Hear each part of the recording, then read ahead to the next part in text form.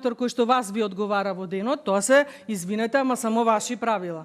Не знам зошто колегите од владеачкото мнозинство молчат на ова. Ќе се најдете во состојба кога навам ќе ви треба процедурална забелешка. Не е во ред. Се што правите еден ден ќе ви се фрли од глава. Овде филџани нема да летаат, но ве молам нека летаат правила и прописи. Вие сте универзитетски професор по право.